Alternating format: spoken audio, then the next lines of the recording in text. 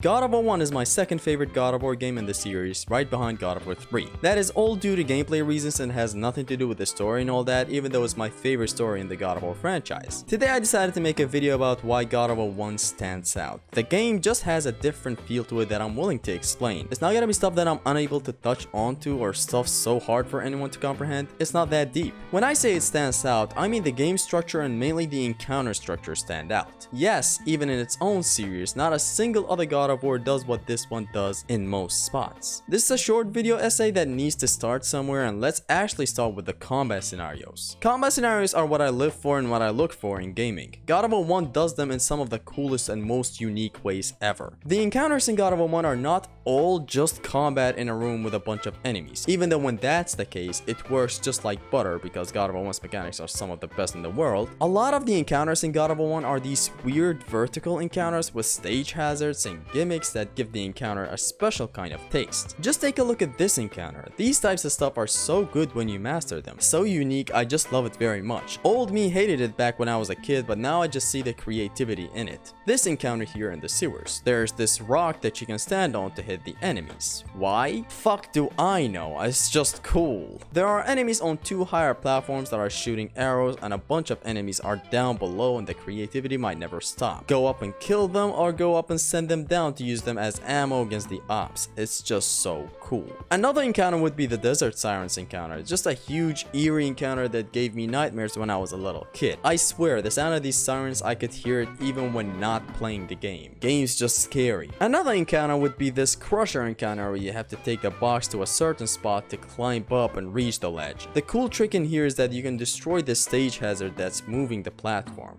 See? Nearly every encounter has some weird gimmick and puzzle to it. It's all puzzle fights and not just fighting enemies in a room. We have this encounter in the Challenge of Poseidon. There's an upper platform that you can get to isolate the harpies and take them out safely. There's the water where you can wring the enemies out to. You can send enemies up there for a more safe encounter with less enemies. Just so good, oh my god. The Challenge of Hades perfectly gets my point across about God of War 1 being so unique and standing out. You have to kill these centaurs and these two circles, and you need a total of 8 kills, 4 on each circle. The encounter is open and you're free to do whatever you want, and this gets me to my next point about this whole video: the openness of the encounters in God of War 1. God of War 1's encounters are huge in open spaces where sometimes encounters can even collide. Just a whole lot of gauntlets and bloody battles with no checkpoints, making me love the game all the more. Take a look at this encounter right here in the Challenge of Poseidon. This whole space I'm running through right now is but one encounter, starting from the Cyclops fellas that we meet all the way to this gate. This is all one open space where you can move to spots freely, but the enemies are dangerous and will catch you slipping. Chests that you can use to refill, enemies that you choose to prioritize, areas that you can choose to fight your ops in. It never ends. Or we have the sewers section. Did you know the entire sewers section is one continuous shot of encounters? You can even skip it. Again, a big open area where you can move around and backtrack freely. Just awesome and really good. The scale of the encounters in this game are just so good. We have this encounter right here in Athens, and it's a continuous battle with no checkpoints. There's just a lot of these in God of War 1, where it's just a long bloody battle where you have to care about your resource and everything you have. God of War 1 is filled with those. One day I'll make a top 5 gauntlets video. You just wait. This design stayed with the game. It got introduced with this encounter and it just stayed. As you all know, when we later on make it to the rooftops of Athens, the same philosophy applies. One continuous open battle and you're free to choose which platform to tackle first.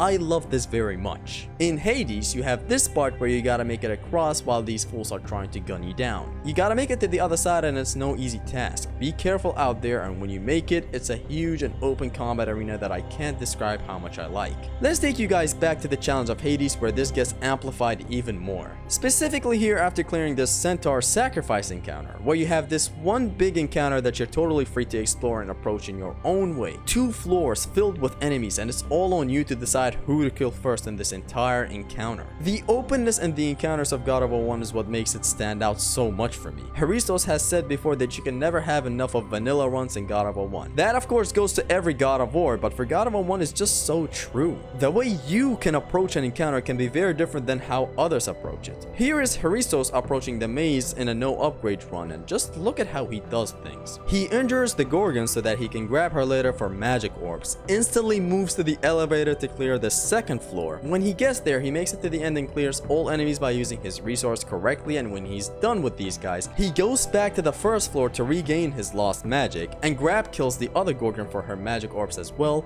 Finally enters the second encounter in this whole maze. This is the second encounter in this gauntlet. He's doing it as the last encounter. It's an open world type of, I don't know where to begin how to explain how open world it is, if that makes sense. Anyways, in here it's still not done. You still have choices whether to approach the Legionnaires in the back first or deal with the Centaurs and the Gorgon in there. He goes in to clear the Legionnaires first to be safe and then deals with the Centaurs and the Gorgon. Finally, he goes near the finish gate to kill the remaining undead. See? Your approach might have been completely different than his, and mine might be completely different than yours. This is truly one of the best encounters in the series. Just so good. There are other open encounters in the game, especially in the Cliffs of Madness and in the Architect's Tomb, and other big, open, and crazy encounters with stage hazards, some puzzle fights and stuff, but I feel like you get the point.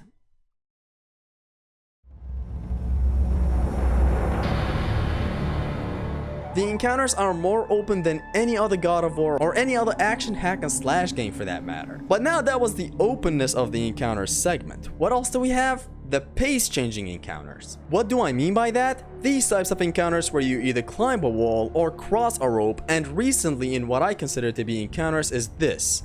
Platforming. I think I should start with the platforming bit since it seems a little confusing. Recently, I've been considering these types of sections as encounters. You see, the thing is, I'm still trying to escape and it takes skill to no damage this whole thing. This is prevalent in the trilogy of God of War, and it's only been recently where I count these as encounters as well. Of course, these sections are still nowhere near as good as real encounters, but still, a very nice change of pace, and I really started to like these sections more, and in God of War 1 is where they shine the most. The Hades beams that I used to hate so much, I love it now. The vertical dildos in the underworld, I love them. These Hades balls, I wanna squish them. Nearly all the traps in the temple are classics in my eyes now. With that out of the way, we get to the other pace changing stuff in God of War 1, and those are mainly the wall combat sections and the rope climbing sections. Those are more prevalent and complex here than they are in other God of War games. I know they exist in God of War 2 and 3 as well, okay? Now, I used to despise these as well, but now I see them as encounters that I can respect. I just love how this is how the game rolls. Encounters everywhere. And you all know that I'm a huge sucker for encounters and combat in games. Truly a wet dream for people like me. These wall climbing sections require a lot of knowledge if you want to be smart about them. Knowing your positioning, your approach, your tactic, your dirty tricks, and your clutch escapes is huge here. God of War 2 might have the superior petrifying tool with Euryal's head, but in God of War 1 there's the benefit of using Medusa's gaze way more than God of War 2's Euryal's head. You're just using it everywhere, and if you're smart enough you can trivialize some of these wall sections. You just gotta play a lot to know the safe spots where you can land and safely petrify these fools,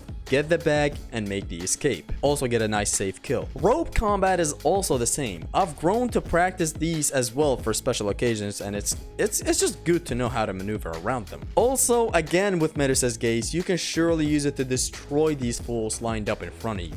Just the stuff of life. Make sure to check out my latest project where I compare and talk in depth about every magic attack in the God of War trilogy and God of War Ascension. I spent a long time on that project. Anyways, these types of stuff, they change the pace for me, and they change it in beautiful ways instead of some bad ways that I don't want to get into. With all that said, I think you get the point. God of War 1 simply stands out. The focus on huge open battlefields with no checkpoints where you gotta survive and rip and tear throughout is what makes this game just stand out for me. And especially, it is one of the huge factors that makes me favor this game over God of War 2. God of War 2 is still a very close second though, so don't get on my shoulder. It's just how I see stuff. But anyways, I hope I got my point across and everything was clear in this video. I love this game very much, and its openness and freedom is simply unmatched for me. God of War 1 stands out. With that said, we have reached the end of today's video. Make sure to check out my latest project about magic attacks, and I'm out for now. It has been your Extreme Gamer Zesty.